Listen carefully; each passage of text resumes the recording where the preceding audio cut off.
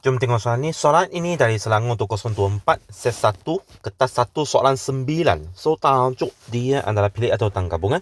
So, diminta kami cari bilangan nombor ganjil yang dapat dibentuk daripada semua angka ini dengan semua angka selain 5 muncul tepat 2 kali.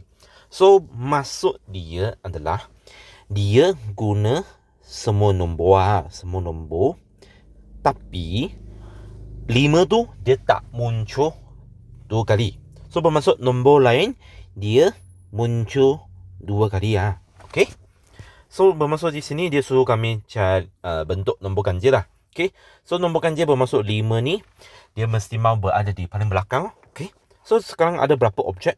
Ada 1 2 3 4 5 6 7 8 9. Okey, ada 9 objek, tapi yang 5 tu dia mesti mau letak di belakang kan. 1 2 3 4 5 6 7 8. Ini 5. Ini mesti suafix mah. Okay.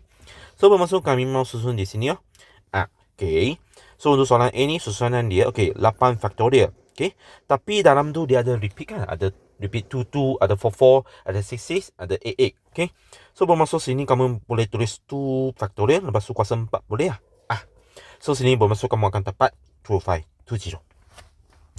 B tu, so Raja menunjukkan 3 kali lulus L1, L2, dan L3 lah. Okay. So sekarang 3 titik terletak pada kali lulus L1. So saya label supaya kamu boleh ilustrasi lah. So 2 titik pada 3 titik pada kali L2. Ni pun 3 juga. Okay. Lagi 1, 2 titik pada garis L3. Okay. 2 saja. Okay. 3 titik dari setiap garis. Ini adalah penting ah. Setiap garis digunakan. Okay. Digunakan untuk membentuk suatu poligon. Okay. Dia minta kami cari segitiga yang dapat dibentuk. Okay. Apa maksud dia? Okay. Ini titik dari setiap garis digunakan. Bermaksud setiap garis tu sekurang-kurangnya kami mau guna 1 titik. Okay. So segitiga ni kami mau 3 titik. So bermaksud setiap garis kami hanya boleh guna 1 titik saja. Okay.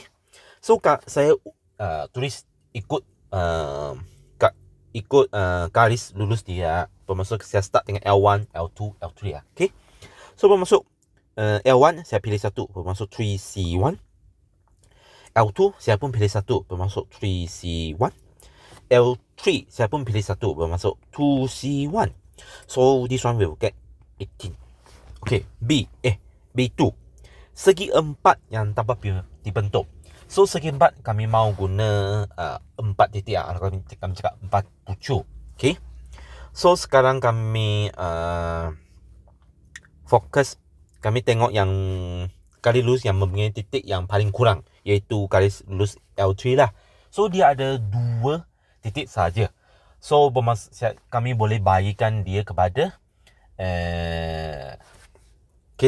beberapa case lah. Okay. So bermaksud case 1. Okay. So sama juga.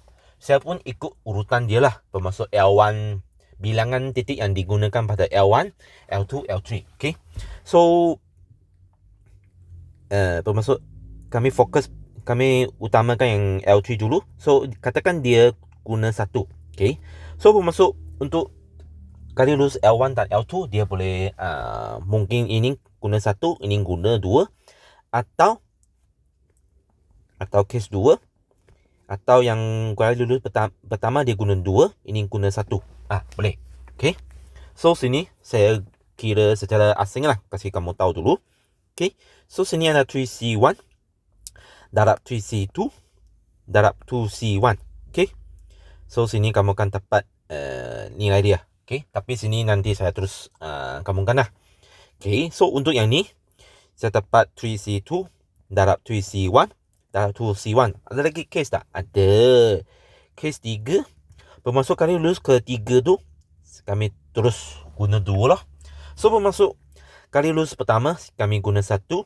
Kali lulus kedua kami pun guna 1. Okay. So bermaksud ini adalah 3C1 darab 3C1 darab 2C2. Okay. So ini secara ilustrasi lah. So apabila kami tuliskan sekali ini, bermaksud kami setiap tu kami tambahkan lah. Tambah 3C2 darab 3C1 darab 2C1 tambah 3C1 darab 3C1 darab 2C2. So overall you can get 45.